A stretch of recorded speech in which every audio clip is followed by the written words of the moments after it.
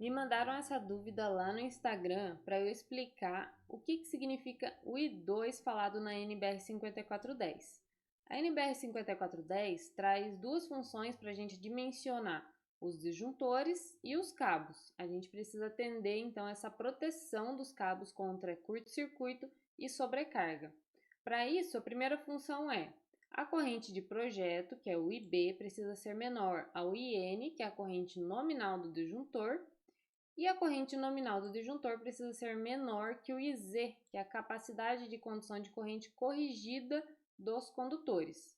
Já o I2, ele precisa ser menor que 1,45 IZ, que também é a capacidade de condução de corrente corrigida. E é aqui que o pessoal se perde, no I2. O que ele significa? Como que eu vou encontrar esse I2? Para isso, eu vou explicar as curvas dos disjuntores. A gente tem a curva A, B, C e D. A curva A não está designada na NBR-NM 60898. Então, a gente não utiliza nos nossos projetos. Para projetos residenciais, as curvas mais utilizadas vão ser a curva B e a curva C. Então, em todos esses gráficos, a gente tem duas faixas de atuação. A faixa amarela, que é para corrente alternada, e a faixa azul ou roxa, que é para corrente contínua. Então, na corrente contínua, a gente vai ter a proteção somente no curto-circuito. Olha só. Essa faixa aqui é a proteção no curto-circuito, e a faixa amarela para corrente alternada tem a proteção na sobrecarga, que é essa parte da faixa que é mais curvada, e a parte reta é a proteção no curto-circuito. Então, eu vou apagar aqui para não confundir.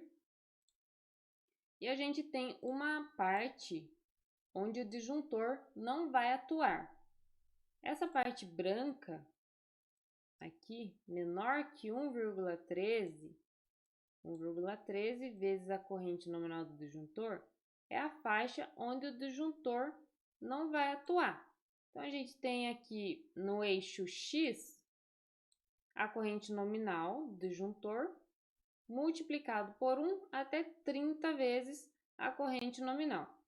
E aqui no eixo Y a gente tem o tempo em segundos e o tempo em minutos. Então, qualquer disjuntor, independente da corrente nominal, ele só vai disparar a partir de 1,13 vezes a sua corrente nominal. Então, vamos dizer que a gente tem aqui um disjuntor de 10 amperes.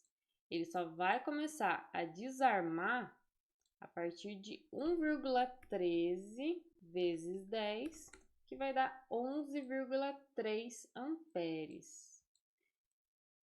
Então, só a partir dessa corrente é que o disjuntor de 10 amperes vai começar a desarmar.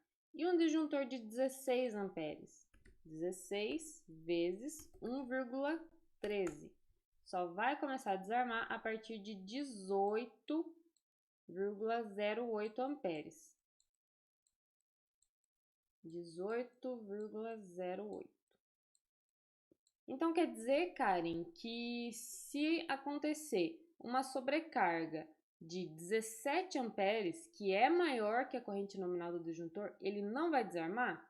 Não vai desarmar, porque ele não está nessa faixa de atuação. Pode ser que já tenha acontecido com vocês, por exemplo, de estar tomando um banho e o disjuntor desarma, porém ele só desarma depois de alguns minutos. Isso acontece porque, dependendo da corrente do curto-circuito, o disjuntor ele vai ter um tempo para atuar. Digamos que a gente tem aqui uma corrente de 1,5 vezes 10 amperes. 1,5 vezes 10. Vamos multiplicar aqui. Vai dar 15 amperes.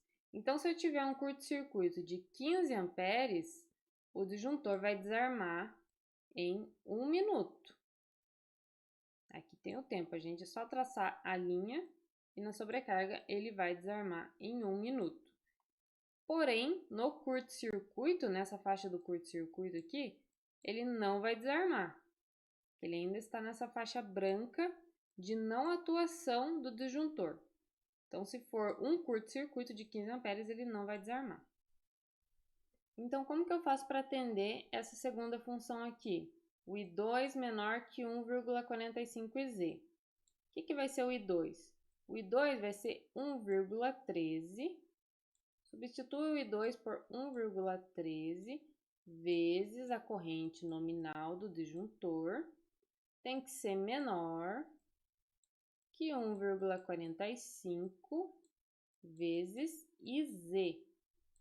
Então, digamos que a gente tenha um disjuntor de 16 amperes que está protegendo um cabo de 2,5 milímetros. A gente sabe que a corrente máxima do cabo de 2,5 no método de instalação B1 é 24 amperes.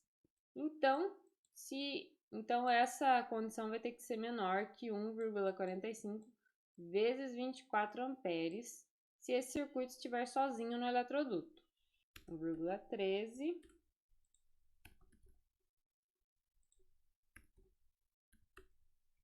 vezes 16 vai dar 18,08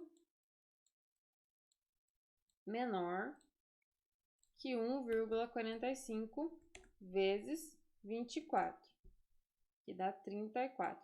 Então, essa função foi atendida. Isso significa que o disjuntor ele vai proteger o cabo contra a sobrecarga. A gente precisa se atentar a isso, que as curvas dos disjuntores, elas têm uma faixa aqui onde o disjuntor não atua e ele só vai atuar nessa faixa. Então, a gente precisa atender essa função para que o cabo esteja protegido contra curto-circuito e sobrecarga. E vamos falar um pouco sobre a aplicação de cada curva dos disjuntores. Eu estou com esse catálogo da Siemens, se vocês quiserem, eu vou deixar esse link na descrição para vocês consultarem também as curvas dos disjuntores. A curva B, a aplicação dela é para a proteção de circuitos que alimentem cargas com características predominantemente resistivas, como lâmpada incandescente, chuveiro, torneira, aquecedor elétrico e circuitos de tomada de uso geral. Então, em uma residência, para todos esses circuitos você vai colocar a curva B. O curva C é para a proteção de circuitos que alimentem especificamente cargas de natureza indutiva que apresentam picos de corrente no momento de ligação, como micro-ondas, ar-condicionado, motores para bombas, além de circuitos com cargas de características semelhantes a essa. E a curva D é para a proteção de circuitos que alimentem cargas altamente indutivas, que apresentam elevados picos de correntes no momento de ligação, como grandes motores, transformadores, além de circuitos com cargas de características semelhantes a essa. Então, a curva B ele não vai se aplicar a uma instalação residencial, ele vai se aplicar à instalação industrial, comercial de grande porte. E para finalizar, qual que é a diferença das curvas B, C e D?